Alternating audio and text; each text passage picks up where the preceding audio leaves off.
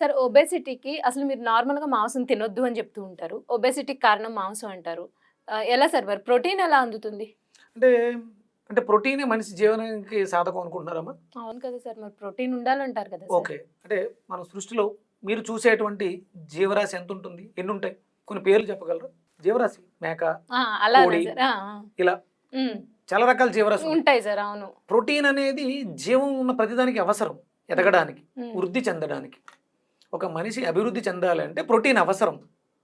ఎదిగిన తర్వాత మెయింటెనెన్స్‌కి అవసరం మనకి. హ్మ్. అంటే ఇప్పుడు కోళ్ళు, కోడి కోడి మాంసంలో ప్రోటీన్ బావుంటుంది. మేక మాంసంలో ప్రోటీన్ బావుంటుంది. అంటే మీట్‌లో ప్రోటీన్ అధికంగా ఉంటుంది. ఇదే మీకున్నటువంటి ఆలోచన. అవును సార్. మరి అవన్నీ ఎదగడానికి, అవన్నీ పెరగడానికి ఏం తీసుకుంటున్నాయి ప్రోటీన్ కోసం? అవి గింజలు, గడ్డి ఇవే కదా సార్ మరి అవి విజ్ఞత లేకుండా, విజ్ఞానం లేకుండా ఏవో దొరికిన వాటిని తిని ప్రోటీన్ పెంచుకుంటుంటే మనం వెళ్ళి దాన్ని తినేస్తామా?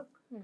మాంసాహారంలో ప్రోటీన్ ఉన్నమాట వాస్తవం. హ్మ్. అది పెరగడానికి అవి సొంతంగా ఏం తయారు చేసుకోవట్లే. మాంసాలు తినట్లా.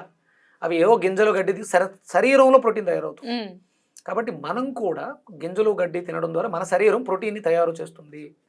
మనకు కావాల్సింది విటమిన్స్, మినరల్స్, మైక్రో న్యూట్రిషన్స్ అవి ధాన్యాల్లో పుష్కలంగా ఉన్నాయి. మన శరీరం తయారు చేస్తుంది ప్రోటీన్. అవసరం ప్రోటీన్. హ్మ్. అవి మనం ఆ ప్రోటీన్ తయారీకి కావాల్సినటువంటి ముడి సరుకుని మనం ఆహారంగా ఇవ్వాలి తప్ప మాంసాన్ని ఆహారంగా ఇవ్వటం కాదు. ఇప్పుడు మీకు WHO అనౌన్స్ చేసింది, హ్మ్. మీరు ప్రోటీన్ కోసం మాంసాహారం ఎక్కువగా తింటే అనారోగ్య పాలవుతారు. మీ శరీరం మీద ఎలాంటి మందులు పని చెయ్యవు. ఒబెసిటీ తగ్గాలంటే మీకు శాకాహారమే శరణ్యము. అందరూ శాకాహారులుగా మారండి, ఆరోగ్యవంతులుగా జీవించండి అని వరల్డ్ హెల్త్ ఆర్గనైజేషన్ చెప్తోంది. నేను చెప్పడం కాదు. నేనేదో వీడియోలో ప్రోటీన్ కోసం కోడి ఏం తింటుంది అంటే చాలామంది చాలా రకాల కౌంటర్స్ వేసారు. WHO చెప్తుంది హ్మ్. మాంసం తినడం వల్ల Yes. సంకనాకిపోతారు.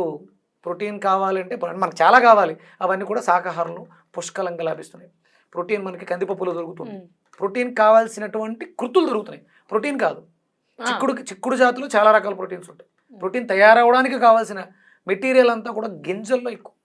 గోరుచిక్కుడులో అద్భుతమైనటువంటి ఎంజైమ్స్ ఉన్నాయి మనకు కావాల్సిన, మన శరీరానికి కావాల్సినటువంటి విటమిన్స్, మినరల్స్ అవన్నీ కావాలి.